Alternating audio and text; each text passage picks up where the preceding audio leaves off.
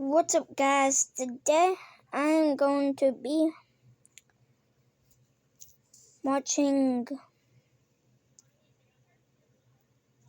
Oh crap, done the wrong thing. Have to go to it. It's not on the right of the video, but today we're reacting to creepy text. In this first one, these are texts between a young girl named Emily and her mom. Emily sent me screenshots of these texts along with the background story to go with them. First, to read the texts. Emily says to her mom, "Are you home?" "No, still with your dad. What's up?" "I heard someone come in." "The house? Is Peter home?" "I don't know. I've been in my room." "I don't think so because he was supposed to work till 12 tonight." "Are you sure you heard the door open then?" "Mom, there's someone in the house." "What? Who is it?" "Mom, I don't know. There's some man walking around downstairs. I'm scared. What do I do?" "Emily, find somewhere to hide right now. I'm calling the police. Lock your door right now and hide somewhere in your room, okay?" "Okay, I'm in the closet." "Okay, good, sweetie. I'm on the phone with the police. Don't make any noise at all. Stay in the closet until you hear the police come inside the house." "Do you still hear them?" "Mom, he's trying to open the door." "Emily, please just be quiet. You're going to be okay. The police are almost there." "Emily, the police are there. Are you okay?" This was where the text ended. This was what was going on that night when Emily sent these texts to her mom. She was home alone while her mother was out to dinner with her dad, and her older brother Peter was working late. Nobody was expected to be home except for her at this time, so when she heard the front door closing downstairs, she was immediately alarmed and concerned. She texted her mother asking if she and her dad... Sorry about this, guys. My Wi-Fi is actually running low. ...possibly returned home early, to which her mother shot that down, saying she was still with her father. On the side, sometime between her mom asking Emily if she was sure she heard the front door open and her follow-up question mark, Emily texted her brother Peter as well asking if he was home, and he replied he was still at work. At this point, Emily peeked out her bedroom door down the stairs and saw, in her words, a 30-something-year-old tall man in a hoodie, beanie, and black sweatpants walking around her living room. At this point, she started to freak out and locked her bedroom door as quiet as she could and continued to text her mom. Guys, if this happens to you, just lock your door and just stay calm and you call the police.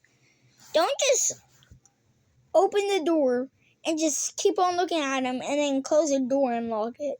Just instantly do that if you hear something.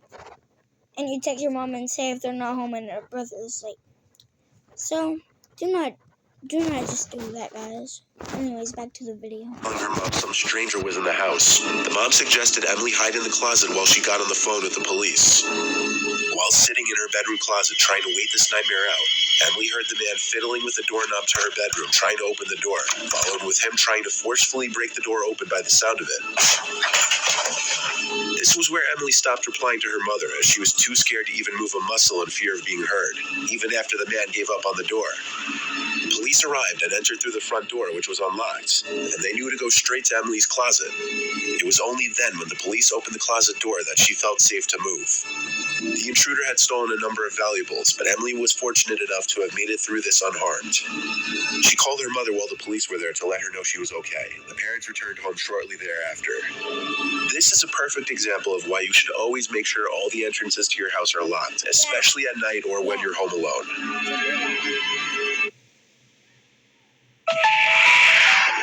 You have some experience with possession. Yes, quite a lot. Number 2. In this next one, the following texts are between a girl who wishes to remain anonymous, who I'll just refer to as Amanda, a guy named Jake who she met a handful of times through friends, and separate texts among Amanda and her friend Alyssa. It starts with Jake texting Amanda, "Hey," and this is how it goes. "Hey, what are you doing?" "Nothing, what about you?" "Same, want to hang out." "Maybe, what do you want to do?" "I mean, we can't hang here because my parents are home, but what if I came to you? Are your parents home?" "Nope." "So let me come, LOL." "When?" "I'm free now if that works for you." "What made you even think to hit me up?" "You're really pretty and I just want to hang out with you." "Okay, I look like a potato right now, so you have to give me some time to get ready." "That's fine, what's your address?" "Word, I'll head over soon." "Wait, no, don't, I need time to get ready." The text between Amanda and Jake left off there, where he apparently left her text on read when she asked him not to come over just yet. At the same time, she went to go text her friend Alyssa about it, as Alyssa's part of the same friend circle as the two of them. Amanda was surprised to be hearing from Jake and texted Alyssa to see her reaction about it. This is how those texts went. OMG, he randomly hit me up, and he wants to come over. Are you gonna let him? I told him yeah, but to let me get ready. He said he's gonna head over soon. I told him wait, but he left me on scene. Wait, hang on. I feel like it's weird that he's texting you. I'm gonna call him. Why? Don't mention me. I won't, but he's not picking up FaceTime anyway. I'm calling Jamie. This is weird. Why is it so weird? Because I know he wouldn't just text you like that. Immediately, Alyssa finds it surprising and odd that Jake would text Alyssa for the sole reason that Jake was apparently on the verge of officially dating someone else. When Alyssa tries to call Jake multiple times but fails, she then resorts to calling Jake's sister Jamie, who is also part of the same friend group. All the while, Amanda is confused as to why Alyssa finds this all so weird. Alyssa's last text to Amanda was OMFG.